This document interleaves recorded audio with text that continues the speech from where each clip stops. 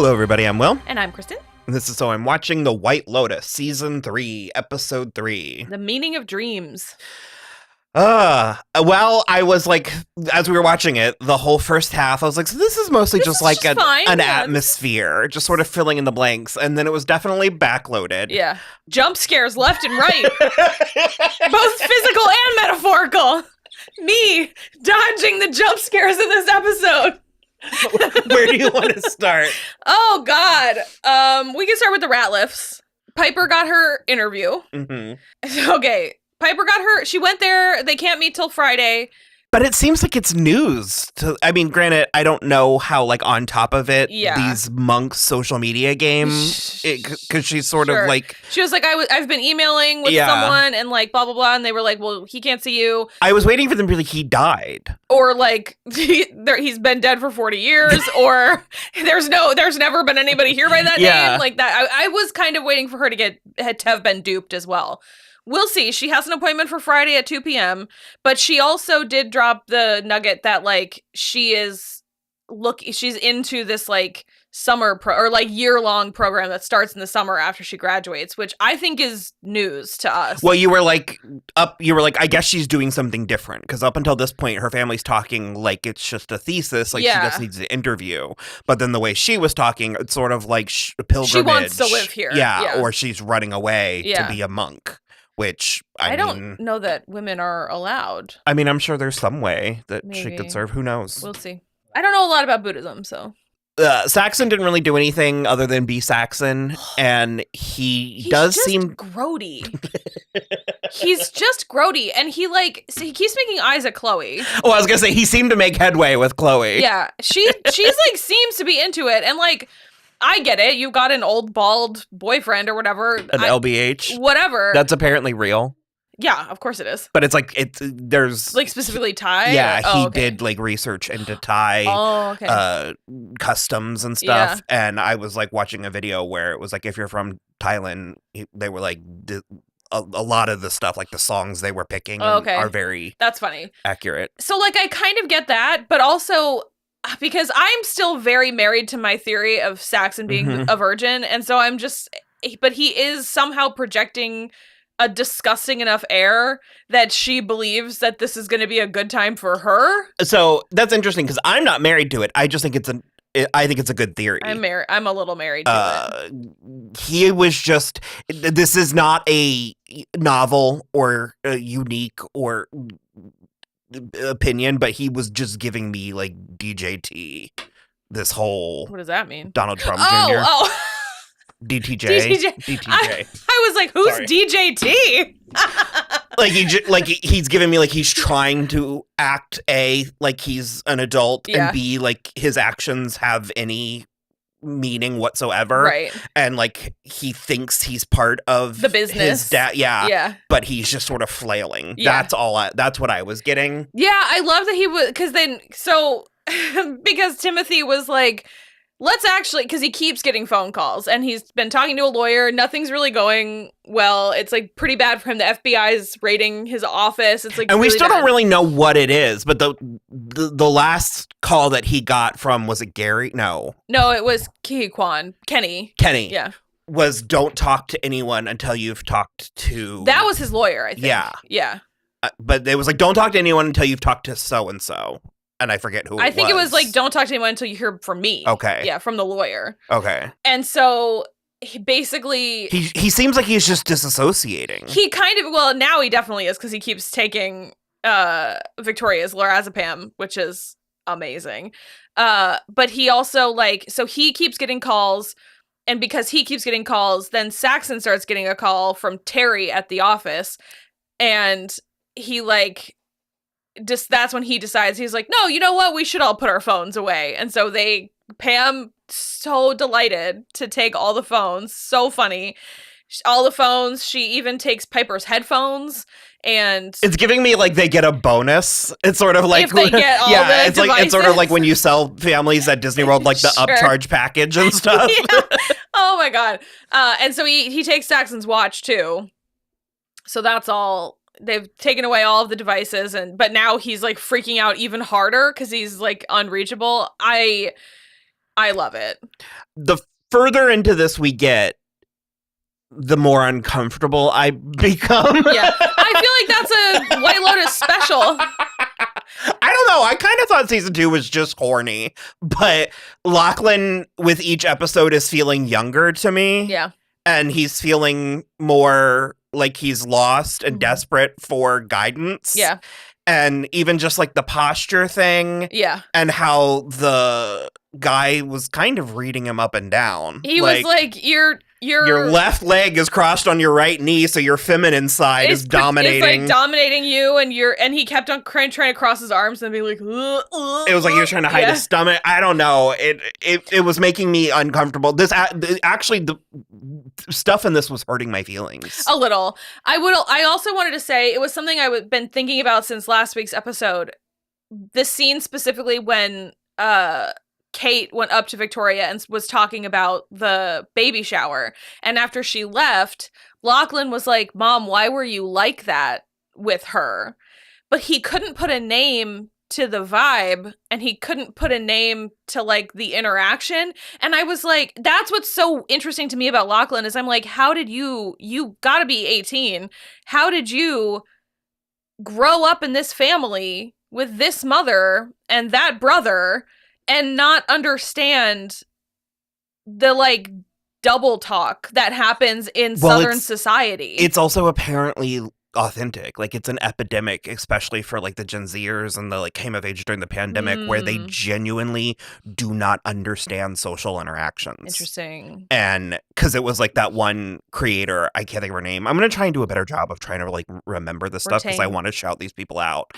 But she was the one that was talking about dropping her key at the gym into the locker below it. Yeah. And so she like went to the front desk, and the girl at the front desk was just like paralyzed by indecision. Just like, and like I was reading the comments, and so many of them were like, "This is what my child's teenage friends are like." Yeah, like they're absolutely astonished at having an interaction in real time with another human, where you can't like craft your response through the computer.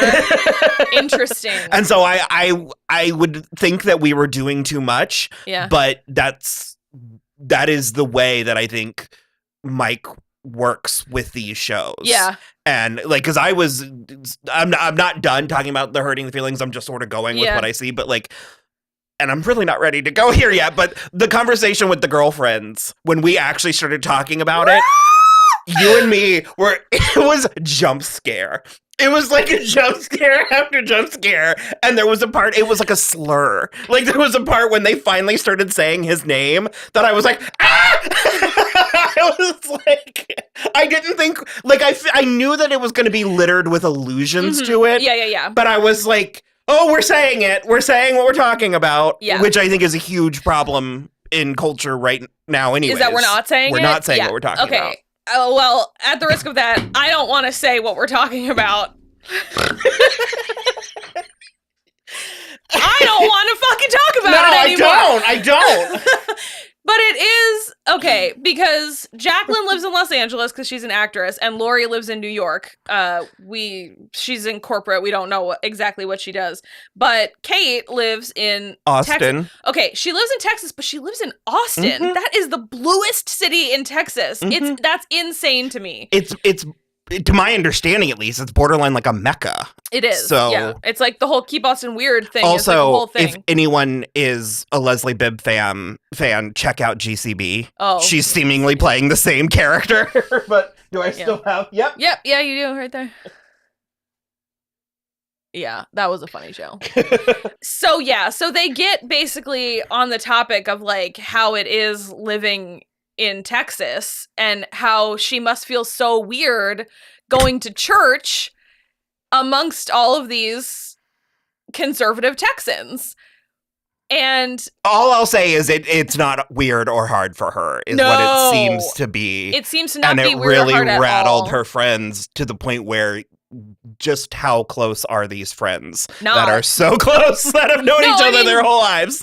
I understand. I know that since episode 1. Well, they are very equally dispersed across the country, so it's obviously hard for them to get together, but no. And we also got the scene that I predicted last week and I was counting on where Kate or Jacqueline and Lori were talking about Kate, but Kate overheard them, whereas neither of the other two heard the exchanges. And she seemed very, I wanted to say devastated and then I wanted to say gutted, but both of those are too extreme. Yeah. But it was very sort of like she'd had the wind taken out of her sails a little bit. Yeah. In ways that I guess a similar thing. Like Carrie Coon was really kind of punched in the stomach. Lori was really kind of punched in the stomach in the first one when she could see them talking. She could just see them still hanging out without her, but she couldn't hear what they were saying. And I think most of it was actually because of what they said to her face, specifically about her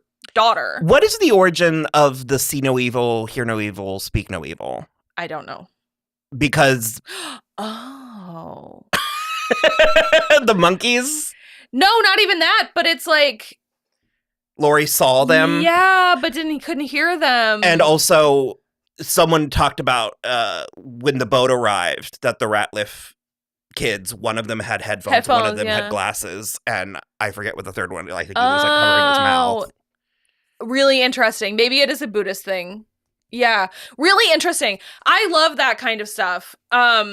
Also, I didn't realize, and this is probably a failing of me, Mike White has directed every single episode, and I didn't realize that. And I was like, I think that's why it's so tonally consistent and beautifully done. But it feels whole. Like, it feels complete. And this is a show that, though it leaves a lot on the table, there's still a lot that we in have, the ether. Yeah. Like, there's a lot of things that are implied and and that's what I mean, where I was like, multiple times in this episode, like my feelings were actually a little bit hurt for Kate, even though I am... The tape fell on the It's fine. But it similarly, like... I was like a snake! You could... But I was with Rick! I felt bad for the snakes! I just... Nope. Throw them in the fire. But Chloe said they're evil. Animals Chelsea. Yeah. Animals aren't capable of being evil. I agree. I don't agree with that far, but she was like, should they be in the fields with the farmers? Like... It was their land first! Maybe they shouldn't be so venomous. And I don't know that I trust this like Thai roadside attraction to be taking proper care of its animal. It was sad. Okay, fine, but you can't get high on laced Thai weed and then just set all of the venomous snakes free so that one of them bites your life partner. Yeah, I was also getting from them like that there was a freshness. It seemed. It did seem fresh. Like it seems like they connected strongly. Yeah, but she's talking like this is long term forever. A love for the ages, and we did finally get to see because we watched it on Max this time, and so we did get to see the preview for next week and the conversation they have, and they were talking about how Chelsea is very spiritual and connected to that, but it can cause her to sort of like she can get lost in the big picture not see like small details. I like what Amy Lou Wood said about her being, she's like, I'm like over here on this journey and I'm like waiting for him to catch up. And I just like don't think he's going to. But it also feels like he's regressing. Yeah. A little. He feels when he's in the sessions with Amrita like he's making progress, but then whenever he's talking to Chelsea, it's like very dismissive. Like he doesn't care. He's sort of just like shut up and like let me be myself. Just keeps saying murdered, and that's such a distinct word. I had a friend we'll go with who she was always like, I just know I'm going to be murdered one day, and I was like, why? Not die young, but it's like because the word murder implies forethought. Someone else has and malice, and like you can be murdered in a crime of passion, sure, but still, it's intimate in a way. It is like, intimate, like an accidental death is not. You wouldn't. Sure, I guess it has to kind of go in like, what do you consider like? Does like manslaughter count? Like if you are struck by a stray bullet in a gunfight, are we considering that murder or like, I don't know, like that's the kind of thing where I'm like, what implies counts? Intention for me, like yes, using the word murder, implies someone is trying to kill you, and he is still determined that he's going to Bangkok, although he's apparently meeting somebody in Bangkok who's going to help him. Yeah. And he's also now then duping Sritala into like potentially acting again so that he can like. Was that? I think that was just a ruse to get on her good side. Maybe. I don't know. Because he's not going to be able to fall through on that unless he's a producer and we just don't know. Yeah, I don't know. That was so bizarre. It was super bizarre. I also do like that is apparently a theme, like strangers accosting people at meal times and getting a very icy. Well, yeah, I mean, the meal times are the only times that like everybody's in the same area because Belinda went up to Greg and was like, "Hey, I think I know you. Your name's Greg, right?" And he was like, "Sure isn't. Never seen you before in my life. Bye." And it was like super weird for everyone involved. Mm-hmm. But much like Kate, she like overstayed her welcome at that table. Yeah. Well, to me, it's not as awkward because Greg is in the wrong, and neither Victoria nor Kate were in the wrong in that it was just awkward. But like, Greg is a bad person, and Belinda is a good person. So I'm fine with Belinda overstaying her welcome because she's trying to solve a crime. I will riot if anything happens to I'll be really sad, yeah. She needs her happy ending. She deserves her happy ending. And I don't think it's going to be with Porn Chai. I'm still getting... Yeah, I don't know. He was very, I hope you have good dreams of me and I'll have good dreams of you. And then she was like, is that a Thai saying? And he was like... He just didn't respond. Yeah. I don't know. It feels like a misdirect. I would be fine with it if it wasn't. And also, there was just like this... several stunning, you already mentioned the direction, but several stunning shots of this episode. Yeah. But there was a beautiful shot of Natasha Rothwell when he was had her in the water. Yeah. And the one of Carrie Coon getting the Reiki treatment was from the shot of her from above was really beautiful too. And there was one of, I thought it was Patrick Schwarzenegger swimming, but it was like a man swimming. But the way the palms were, it almost was like he was swimming in the sky. I don't know. Yeah. Very I keep almost making this point and then we go off, which is fine because we're going where the conversation takes us. But back to the feeling bad about people. The opening of this episode was very weird and it made me sad for Victoria. This strange is that okay, I thought that was a hot take. No. I am very sad for Victoria. I think people assume that she's popping pills from a place of addiction. I think that's or like weakness of character. I would say that one more because I do think she's a little addicted to it, but I think she's just I don't think she's getting high. I think it's more of like a mental escape. I was initially looking at it as evidence of weak character. Yeah. And now I'm looking at it as trying to escape. Yeah. Something. Well, she's got one truly shitty child. But it feels like she hasn't, like she knows it on a subconscious level, but she hasn't confronted any of these things. She has a truly shitty child, a pretty weak child who doesn't know himself yet, and then a daughter who is her polar opposite. There's no way that Piper and Victoria have anything in common. There's no way they have a rich relationship. Piper very clearly doesn't want to be a society woman, and that is also pretty clearly the only thing Victoria has going for her. Also, her husband, they are seemingly in a monogamous marriage. Like it doesn't appear that there's cheating happening on his end, which is what happens a lot and stuff like this. But like he doesn't tell her anything. He doesn't ask about her. They don't have conversations that don't revolve around the kids or her just being like, "Are you okay? What's going on?" Like it's very nothing. You even like made a Virginia Woolf comment when she was like standing by the water and. I think because Parker Posey so frequently is kind of a gimmick. She's like very campy. She's very over the top. And this is not an uncampy performance. No, but the moments, the small moments, the subtle moments have startled me a little bit. Yeah. And also I didn't process it, but we got comments and I've seen other people say that she apparently can speak fluent Thai.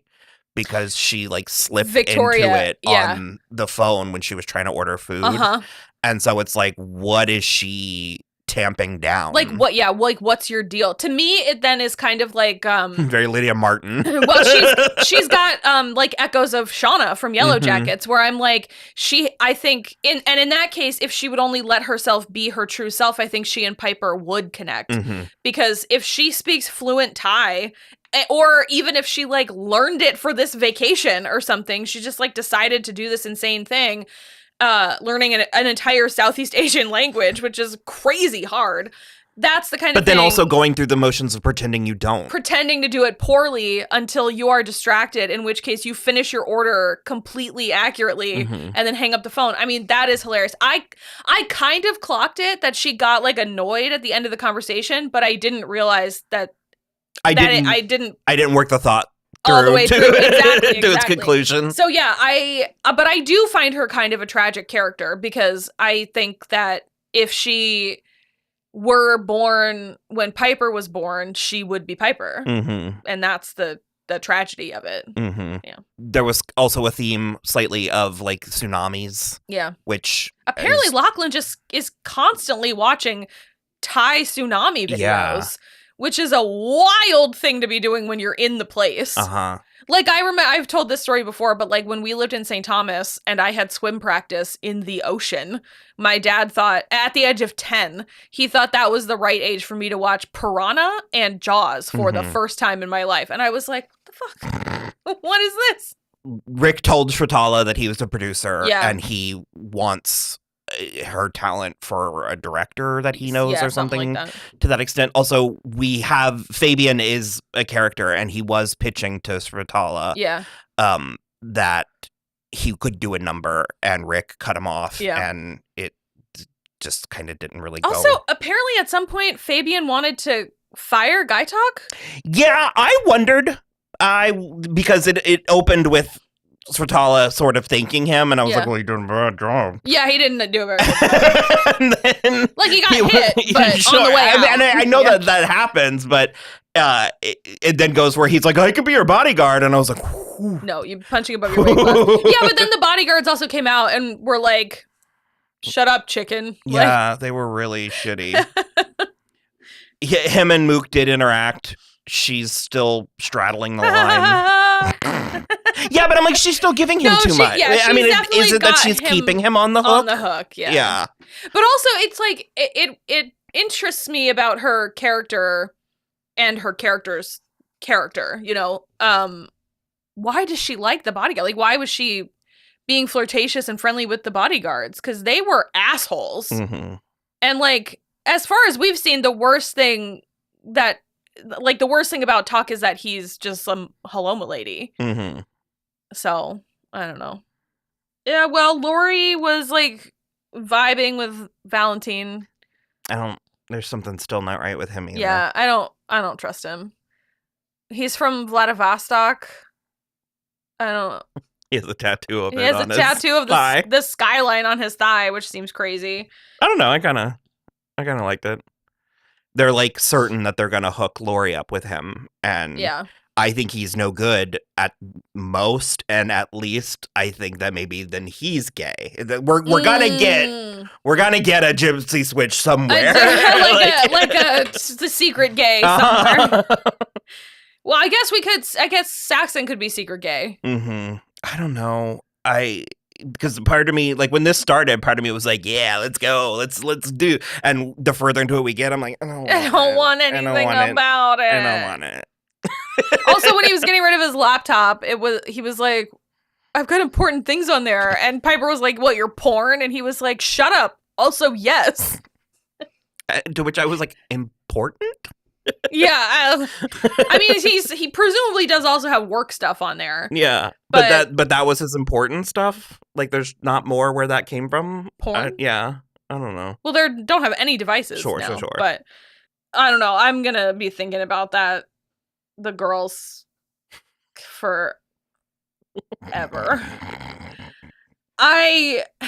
It was like I said, it was like a horror movie. Terrifying. And they acted it. They did. Lori and Jacqueline both were like, what do you mean? And when she said she was independent, but Dave is a Republican, I was like, And then she truly would not admit who she had voted for, which is an admission. I can't. It was so apparently alarming. They're all, or a lot of them, or some of them are going to be getting on a boat. Greg's boat. Oh God, yeah. Next Because so Lachlan, or Saxon was like, I got invited on some guy's boat, and then Chloe invited Chelsea and Rick. I presume Rick is not going because he's going to try to go to Bangkok. I don't know. Yeah. And Chelsea's sort of like, she's acknowledged that he's said that, but I feel like she thinks it's not gonna happen. And I'm like, you're gonna wake up and he's gonna be gone. He's gonna be in Bangkok. I don't know what to tell you. I feel like you think that you're just gonna like manifest it away, but no, he's gonna be in Bangkok for sure. Yeah, I think that's mostly it. It was a great episode. Yeah. Jump scares and all, but like, holy shit. Okay, well, we'll be back next week to talk about the 4th episode. Bye.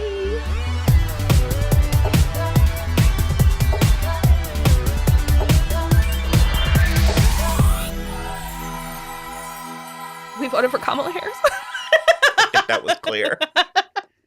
God knows. I mean, I'm not interested in your wrong opinions in the comment section.